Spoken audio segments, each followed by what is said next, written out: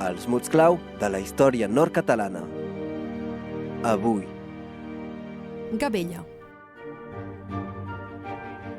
Nom donat a una sèrie d'impostos i particularment a l'impost de la sal.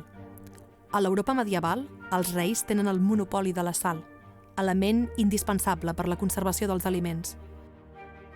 Trobem aquí una particularitat ben catalana, ja que a casa nostra la corona va abolir l'impost de la sal al segle XIII. És una de les llibertats fonamentals dels catalans. El problema arriba, doncs, al moment de l'annexió.